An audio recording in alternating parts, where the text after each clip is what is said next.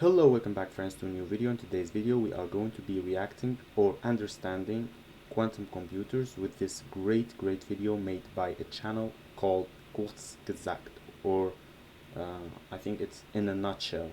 Just type in a nutshell in YouTube. Okay, let's start. For most of our history, human technology consisted of our brains, fire, and sharp sticks. While fire and sharp sticks became power plants and nuclear weapons, the biggest upgrade has happened to our brains. Since the 1960s, the power of our brain machines has kept growing exponentially, allowing computers to get smaller and more powerful at the same time. But this process is about to meet its physical limits.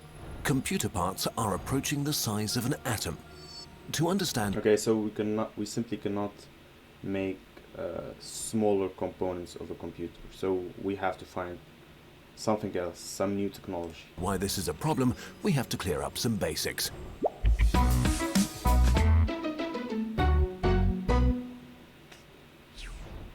A computer is made up of very simple components doing very simple things, representing data, the means of processing it, and control mechanisms.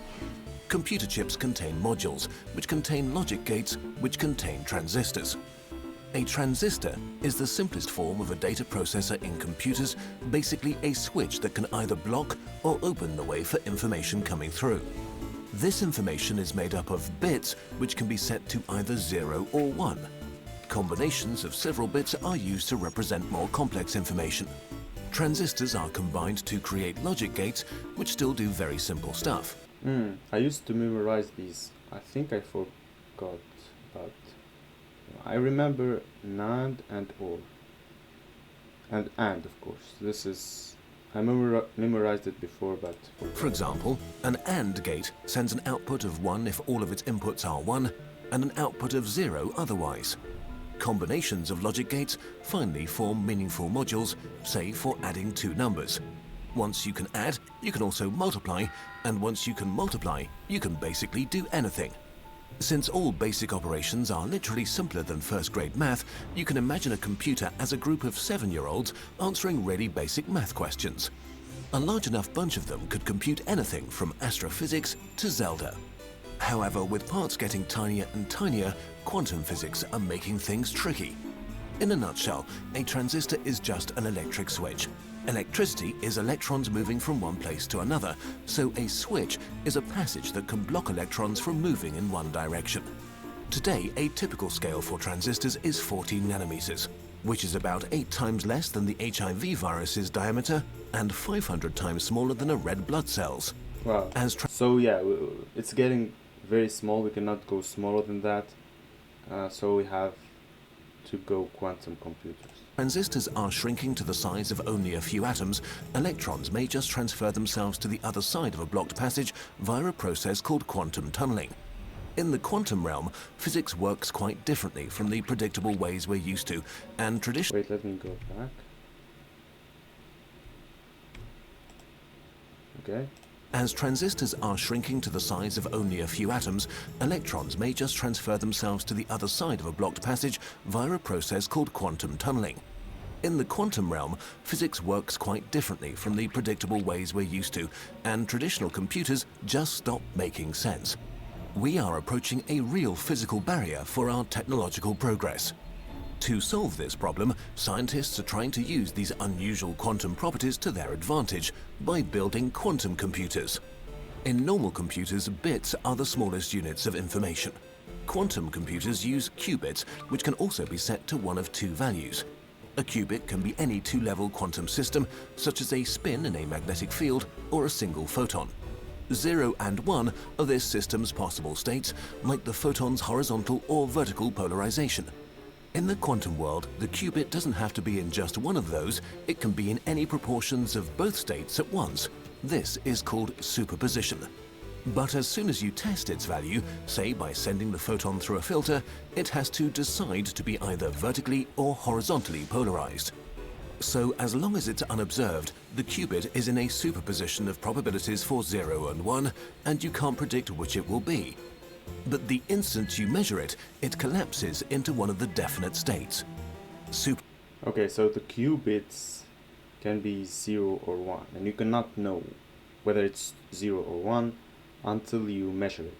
I think it's like the photon. I think photons, you cannot see them until you see them. Like, you cannot know they exist until you see them. There's something like that. I'm not a physicist, but whatever. Superposition is a game changer.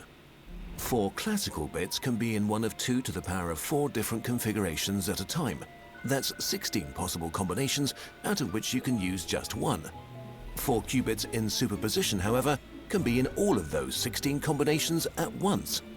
This number grows exponentially with each extra qubit. 20 of them can already store 1,000,000 values in parallel. A really weird and unintuitive property qubits can have is entanglement, a close connection that makes each of the qubits react to a change in the other's state instantaneously, no matter how far they are apart. This means that when measuring just one entangled qubit, you can directly deduce properties of its partners without having to look. Okay. Qubit manipulation is a mind-bender as well. A normal logic gate gets a simple set of inputs and produces one definite output. A quantum gate manipulates an input of superpositions, rotates probabilities, and produces another superposition as its output. So a quantum computer sets up some Okay, it gets superposition, an anonymous superposition, and gives us another superposition. Okay. Okay. qubits, applies quantum gates to entangle them and manipulate probabilities, and finally measures the outcome, collapsing superpositions to an actual sequence of zeros and ones. What this means is that you get the entire lot of calculations that are possible with your setup all done at the same time.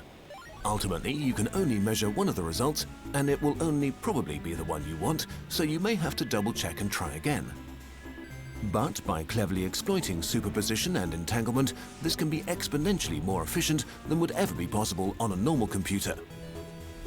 So while quantum computers will probably not replace our home computers, in some areas they are vastly superior.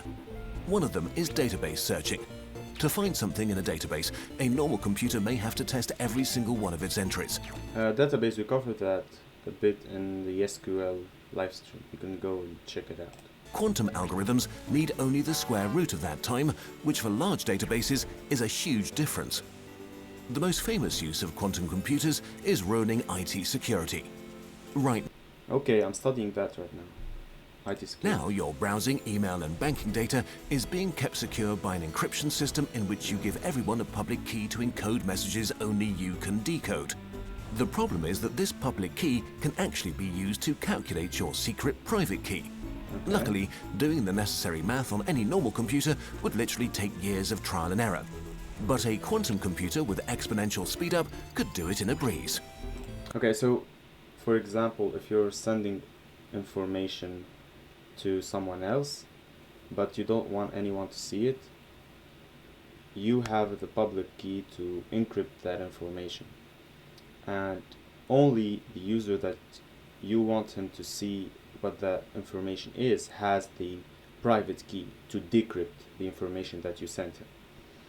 The problem is a hacker, for example, can use that public key and the encrypted message to find or to solve the private key. But in quantum, in normal computers, doing that will take him ages, so it's very hard for him to find the private key in many cases, but with quantum computers it's easier to do that. I think that's what they're saying. Let me go back. Okay, so this is the public key, this is your message. Now this is your message encrypted. The user you sent the message now has the private key, and he'll try to use this private key D to decrypt the message, this message, and he gets the original message that you sent him, which is N. This is the original message. I think You give everyone a public key to encode messages only you can decode. The problem is that this public key can actually be used to calculate your secret private key. Luckily, doing the necessary math on any normal computer would literally take years of trial and error. But a quantum computer with exponential speedup could do it in a breeze. Another really exciting new use is simulations. Simulations of the quantum world are very intense on resources, and even for bigger structures such as molecules, they often lack accuracy.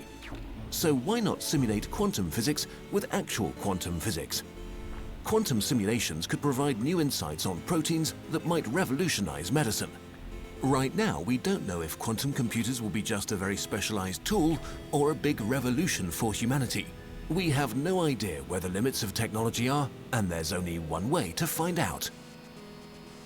This video is supported by the Australian Academy of Science, which Yeah, that's it for today, guys. Go ahead and subscribe to this channel. In a nutshell, it's called. It has many cool videos about science and history and so on. I think so. So yeah, go and subscribe to me. That's the most important. Yeah, bye bye, guys.